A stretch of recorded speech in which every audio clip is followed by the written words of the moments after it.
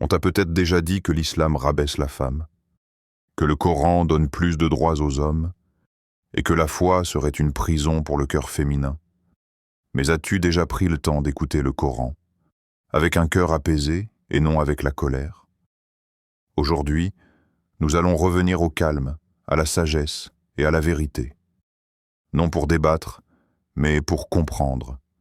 Car Allah ne légifère jamais pour opprimer, mais pour protéger, élever et équilibrer. Partie 1. La justice d'Allah n'est pas l'égalité mathématique. Dans le Coran, Allah ne parle jamais d'une égalité froide, rigide, mécanique.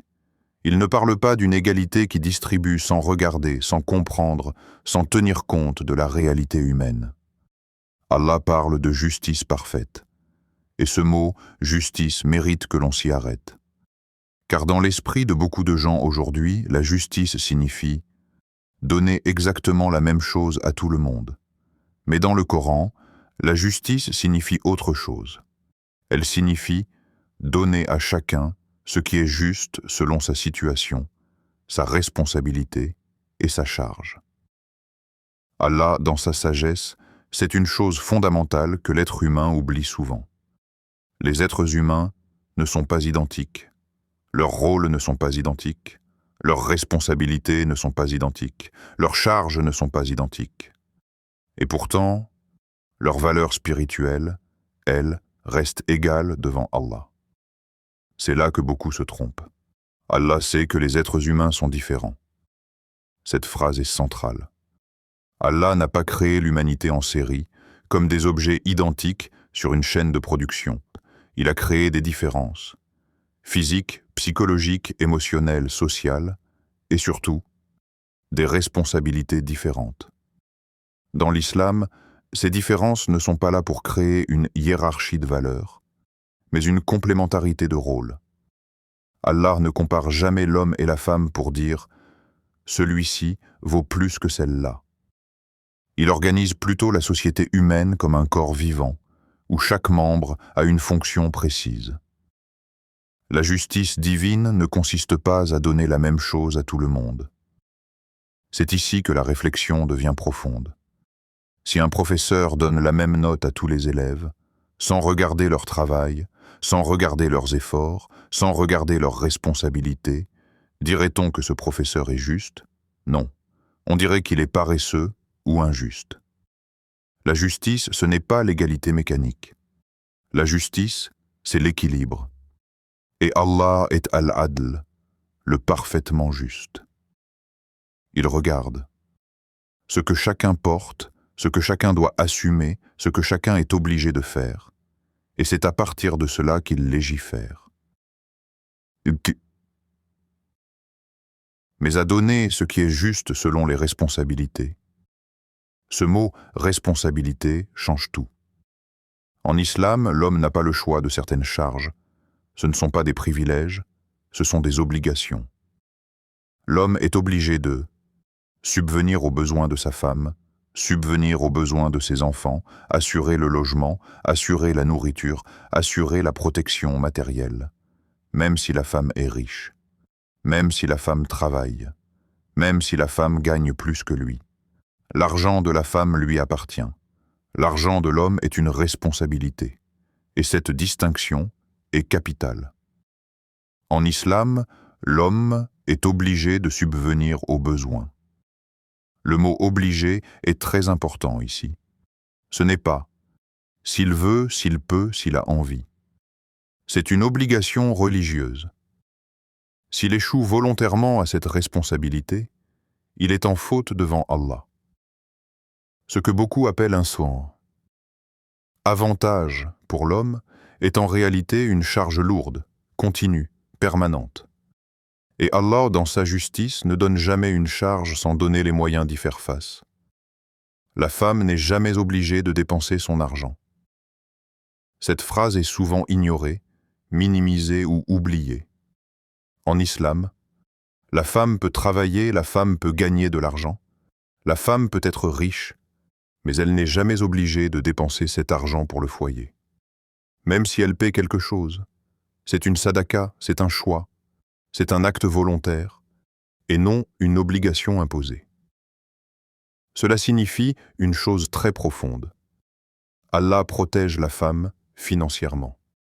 Il la protège contre la pression économique, l'exploitation, l'obligation de porter seule le poids matériel.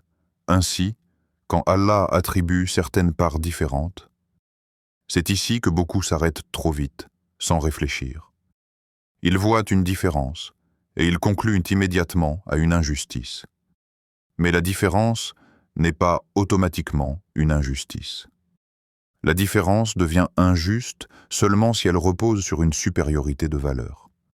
Or, dans le Coran, Allah n'a jamais dit que l'homme vaut plus que la femme. Jamais. Ce n'est pas une supériorité. Allah ne dit pas « l'homme est plus proche de moi, l'homme est plus noble, l'homme est plus pur ». Au contraire, Allah répète sans cesse que « la noblesse est dans la piété, et la piété n'a pas de genre. C'est une organisation basée sur la charge, pas sur la valeur. » Cette phrase résume toute la sagesse de cette partie. Allah organise la société humaine comme un système équilibré, où chacun reçoit en fonction de ce qu'il porte, pas en fonction de ce qu'il vaut. La valeur d'une âme est indépendante, de son genre, de son argent, de son rôle social, car la valeur d'une âme n'est jamais mesurée par l'argent. Dans le Coran, l'argent n'est jamais un critère de supériorité. Un pauvre pieux vaut plus auprès d'Allah qu'un riche arrogant. Une femme humble et sincère peut être plus élevée auprès d'Allah qu'un homme puissant et respecté socialement. Allah ne regarde pas les comptes bancaires, les parts d'héritage, les statuts sociaux.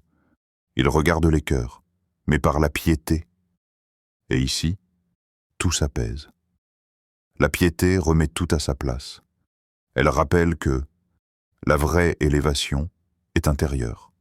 La vraie richesse est spirituelle. La vraie justice dépasse les chiffres. Allah n'a jamais rabaissé la femme par ses lois. Il a organisé la vie humaine pour limiter l'injustice, tout en laissant la porte ouverte à la miséricorde, au choix et à la bonté. Et comprendre cela demande une chose essentielle. Un cœur calme, pas un regard en colère. Partie 2. Le voile. Entre protection et honneur, le voile n'est pas une punition. Avant même d'aller plus loin, il faut laisser cette phrase respirer.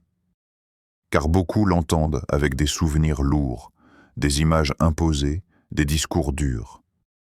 Mais dans le langage du Coran, les mots ne naissent jamais de la brutalité. Ils naissent de la sagesse. Le voile n'est pas une punition. Une punition humilie. Une punition écrase. Une punition rabaisse. Or, Allah n'humilie jamais ce qu'il honore. Dans le Coran, chaque prescription commence par une intention. Et l'intention du voile n'est pas d'enfermer, mais de préserver. Mais une dignité. Le mot dignité est essentiel. Il parle de valeur intérieure, pas d'apparence extérieure.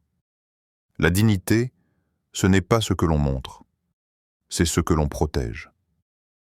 Quand Allah parle de la femme, il ne parle jamais d'un objet à cacher, mais d'une âme à honorer.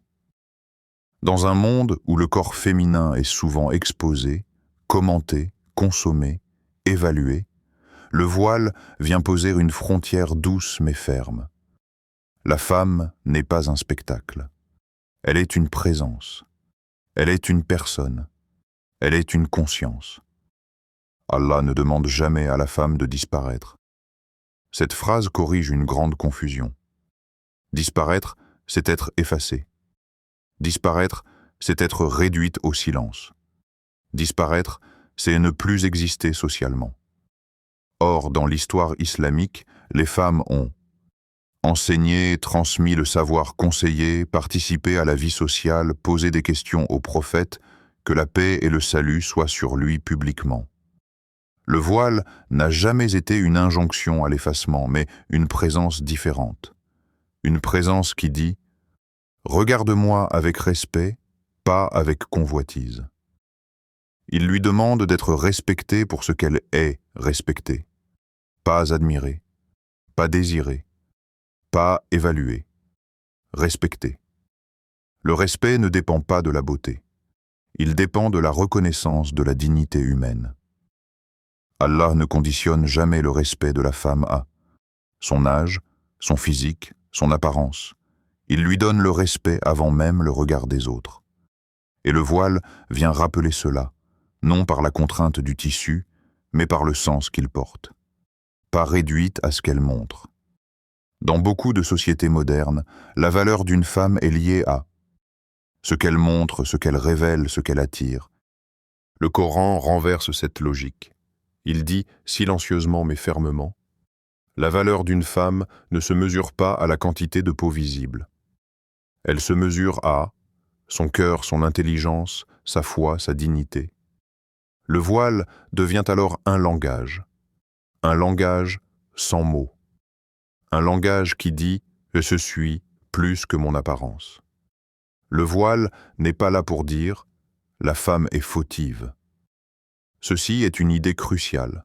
Le voile n'est pas un aveu de culpabilité. Il ne dit pas « crois, tu es responsable du regard des hommes ». Au contraire. Le Coran est très clair sur un point fondamental. Chacun est responsable de son propre regard. La faute n'est jamais déplacée sur la femme. Et c'est pour cela que le Coran adopte un ordre très précis, mais pour dire « la femme est précieuse ». Le précieux, on le protège. Pas parce qu'il est dangereux, mais parce qu'il est rare. Allah ne demande pas à la femme de se couvrir parce qu'elle serait une tentation, mais parce qu'elle est honorée. Il y a une immense différence entre cacher quelque chose par honte, protéger quelque chose par valeur. Le voile appartient à la deuxième catégorie. Et dans le Coran, Allah commence toujours par éduquer le regard des hommes. Cette phrase est souvent ignorée. Pourtant, elle change tout. Avant de parler de la tenue de la femme, Allah parle du regard de l'homme.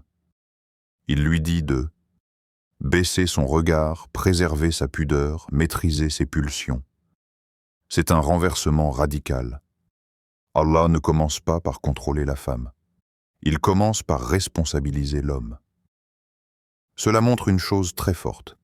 Le problème n'est pas le corps de la femme. Le problème est le regard non maîtrisé.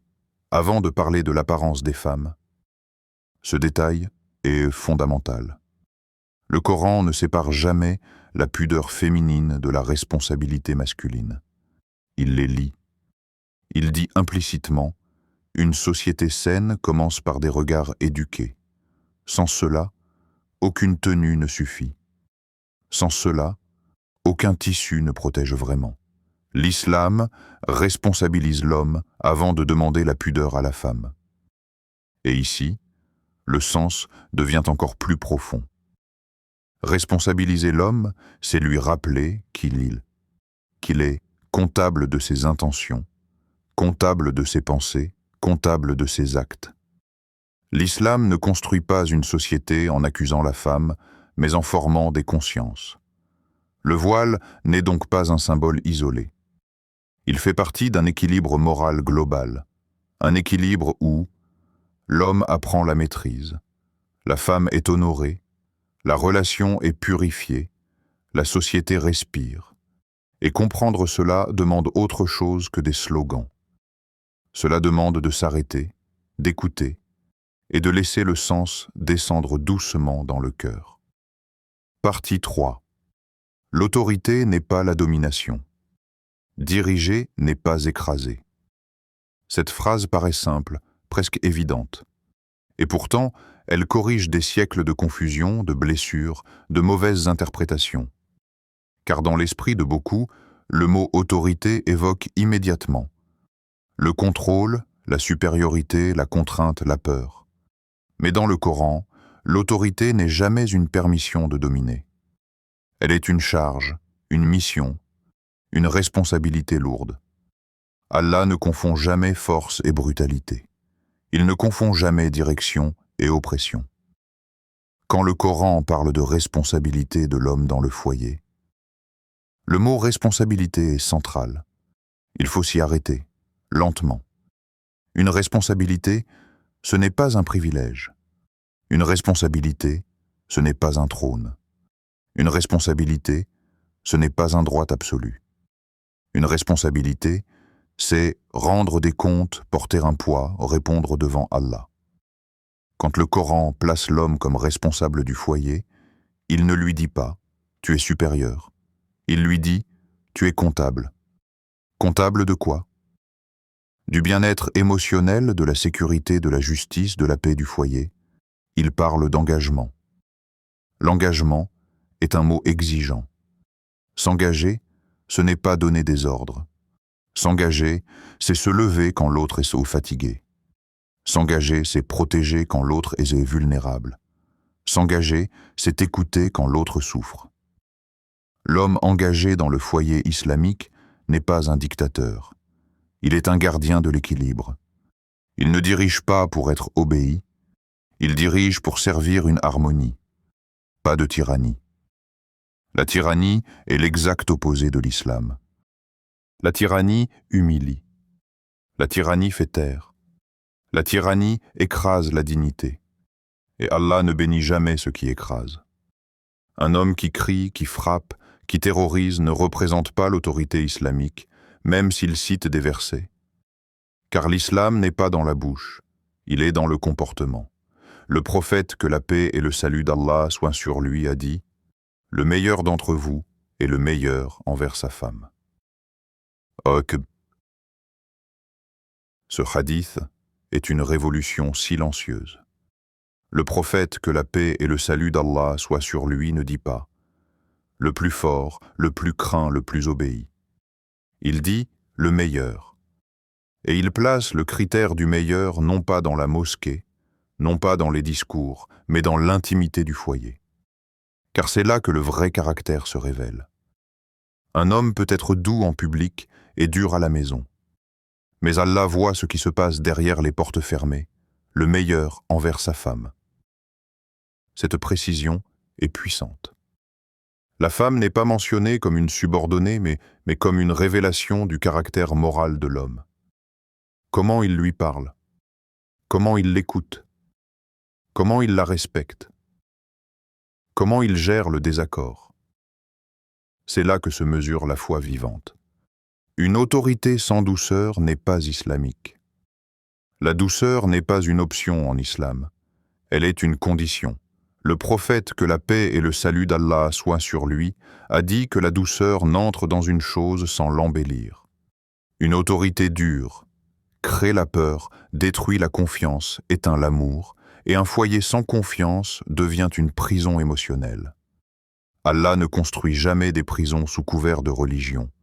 Une obéissance imposée par la peur n'est pas bénie par Allah. Ce point est crucial. L'obéissance islamique n'est jamais une soumission forcée. Elle est un choix éclairé, fondé sur le respect, la confiance, la sécurité émotionnelle. Quand une femme obéit par peur, la relation est brisée, la bénédiction disparaît, l'injustice s'installe, et Allah n'accepte pas une obéissance née de la terreur.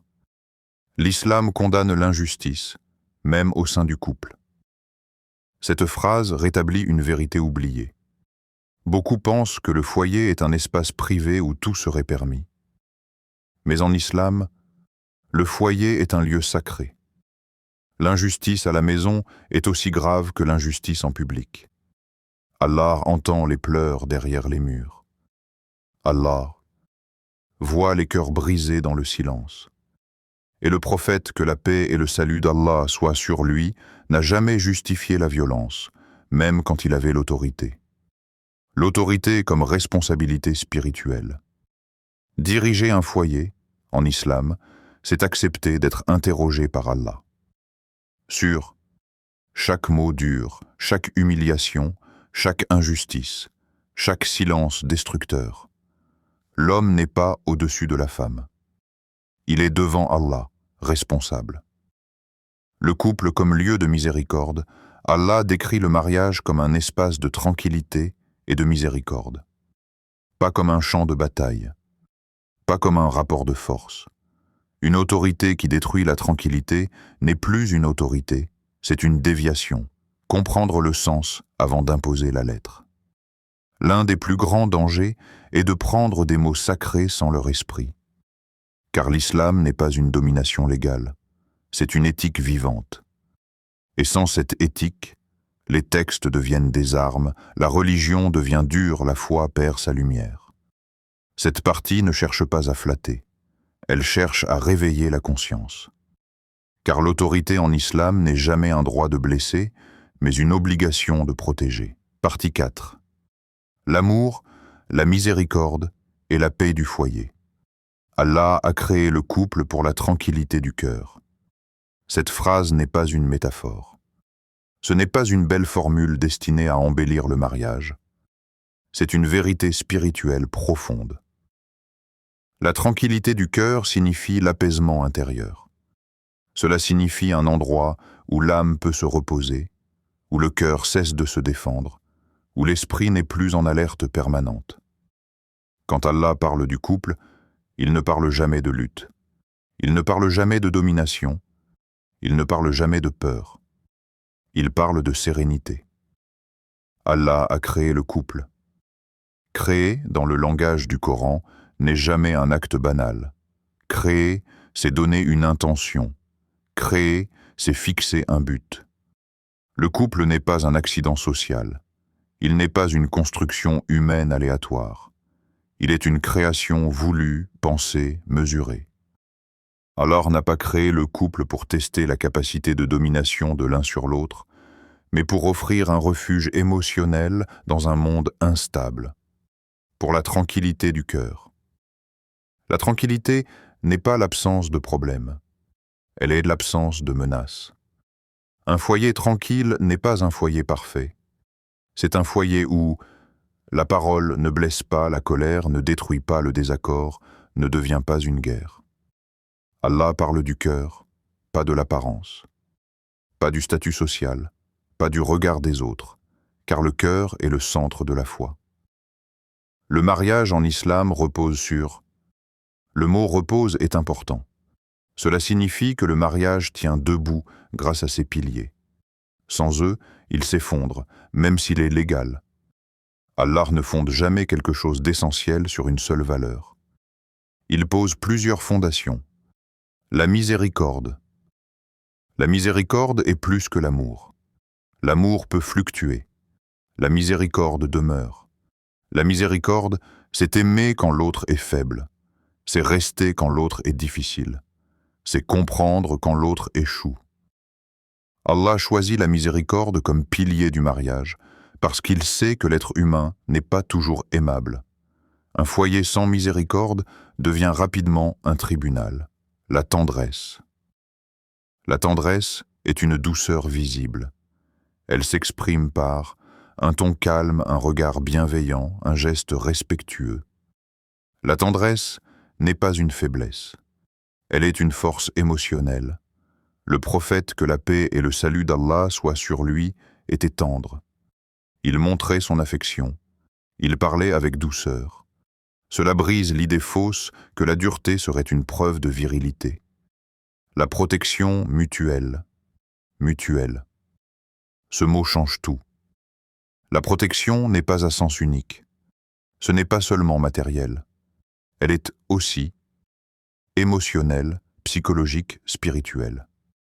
Se protéger mutuellement, c'est préserver la dignité de l'autre, même en colère, même en désaccord. Un couple islamique ne s'expose pas, ne se dénigre pas, ne s'humilie pas. Et toute interprétation qui enlève ses valeurs. Ici, le Coran nous donne une boussole. Peu importe le discours, peu importe la citation, peu importe l'argument. Si une interprétation enlève la miséricorde, détruit la tendresse, brise la paix intérieure, alors elle s'éloigne de l'esprit du Coran. Car le Coran n'est pas un texte froid, il est une guidance pour le cœur. S'éloigne de l'esprit du Coran. L'esprit du Coran est vivant. Il vise à élever, apaiser, équilibrer. Une lecture qui crée la peur n'est pas fidèle à cet esprit. Allah ne cherche pas des foyers silencieux par crainte, mais des foyers apaisés par confiance. Car Allah ne veut jamais d'un foyer bâti sur la peur. La peur détruit lentement. Un foyer bâti sur la peur étouffe la parole, brise l'estime de soi, éloigne de Dieu. Allah n'a jamais choisi la peur comme fondation d'un lien sacré. Même la foi repose sur l'amour et l'espoir, pas sur la terreur permanente. Le foyer comme refuge spirituel. Le foyer est censé être l'endroit où l'on se rapproche d'Allah, pas où l'on le craint à travers l'injustice humaine. Quand le foyer devient une source d'angoisse, la foi s'affaiblit. Et Allah ne veut jamais que la foi s'éteigne à cause d'un foyer. Le couple comme lieu de guérison. Le mariage, dans sa sagesse islamique, est un lieu où les blessures se soignent, pas où elles se multiplient. Un lieu où l'on apprend la patience, pas où l'on apprend la survie. L'amour comme responsabilité spirituelle. Aimer, en islam, n'est pas un sentiment passager. C'est une responsabilité devant Allah. Comment as-tu aimé? Comment as-tu protégé? Comment as-tu rassuré? Ces questions attendent chacun. Une paix qui se ressent. La paix d'un foyer ne se proclame pas. Elle se ressent. Elle se lit dans le silence paisible, dans la parole mesurée, dans la sécurité émotionnelle. C'est cette paix-là qu'Allah a voulu pour le couple. Partie 5. La femme en islam. 1. Me élever. Allah n'a jamais dit que la femme est inférieure. Cette phrase mérite d'être répétée lentement, sans précipitation. Car beaucoup ont entendu l'inverse, non pas dans le Coran, mais dans des comportements humains, des traditions déformées, des lectures sans cœur. Allah n'a jamais dit que la femme est inférieure. Ni dans une sourate, ni dans un verset, ni dans une parole prophétique authentique. Ce silence est déjà une réponse. Car si Allah avait voulu établir une infériorité, il l'aurait dite clairement. Or, Allah est clair quand il parle de valeur. Au contraire. Ces deux mots renversent tout. Ils indiquent que non seulement l'idée d'infériorité est fausse, mais qu'elle va à l'opposé de la vérité coranique. L'islam ne corrige pas la femme. Il corrige le regard que l'on porte sur elle. Le plus noble auprès d'Allah est le plus pieux. Cette phrase n'est pas une décoration spirituelle. C'est un critère absolu. Allah aurait pu dire « le plus savant, le plus puissant, le plus influent ». Mais il a choisi la piété. Et la piété n'a pas de genre. Elle n'a pas de corps. Elle n'a pas de statut social. Elle est intérieure, le plus noble. La noblesse, ici, n'est pas sociale. Elle n'est pas héritée. Elle n'est pas visible. C'est une noblesse de l'âme. Une femme inconnue des hommes peut être immense auprès d'Allah. Un homme admiré par la société peut être insignifiant spirituellement. Allah renverse les hiérarchies humaines, pas le plus fort. La force physique a toujours été utilisée comme un faux argument de supériorité. Mais Allah ne mesure jamais la valeur par la force des bras. Sinon, les tyrans seraient les élus. La force sans justice est une épreuve, pas un honneur. Pas le plus riche. La richesse n'a jamais été un signe d'élévation spirituelle. Allah donne la richesse, parfois comme épreuve, parfois comme responsabilité, parfois comme test de gratitude. Une femme pauvre et patiente peut être plus proche d'Allah qu'un homme riche et arrogant, pas le plus dominant.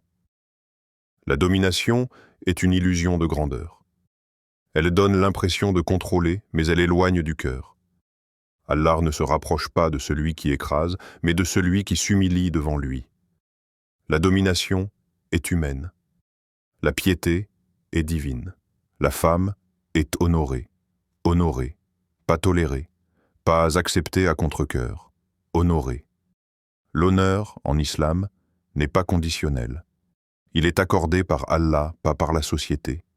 Et cet honneur accompagne la femme à chaque étape de sa vie. Comme fille.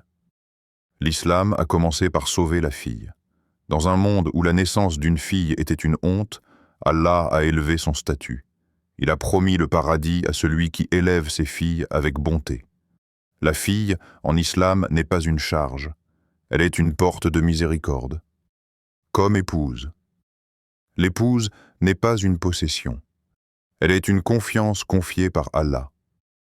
Le prophète, que la paix et le salut d'Allah soient sur lui, n'a jamais parlé de l'épouse comme d'un être inférieur, mais comme d'un vêtement pour l'homme, tout comme l'homme est un vêtement pour elle. Un vêtement protège. Un vêtement couvre les défauts. Un vêtement apporte chaleur et sécurité. Comme mère. Ici, l'élévation devient immense.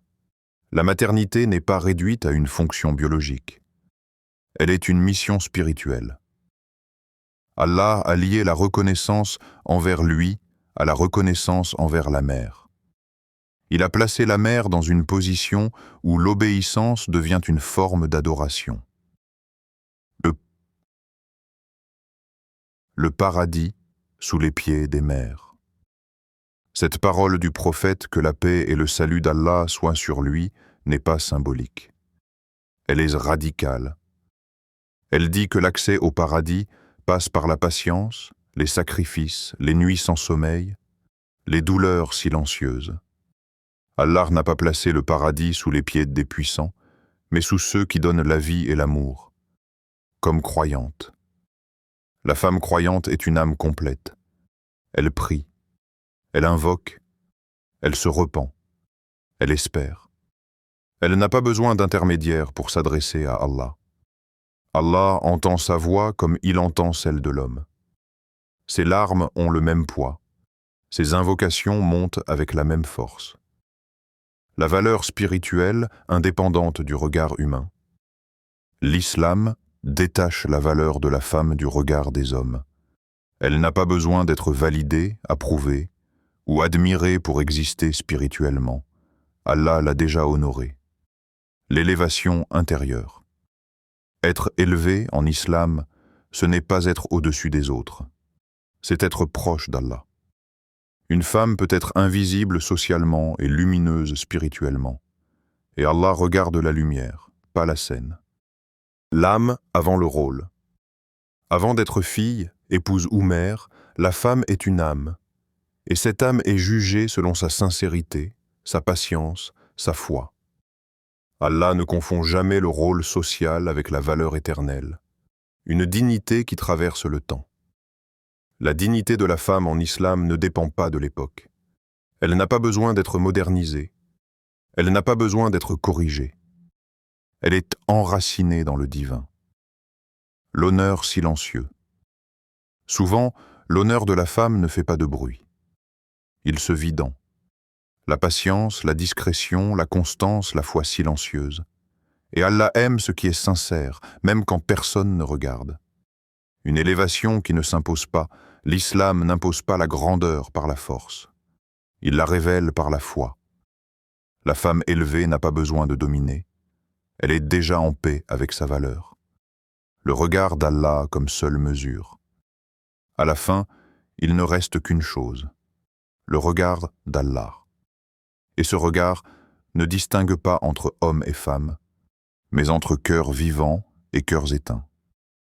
La femme, en islam, n'est jamais un être secondaire.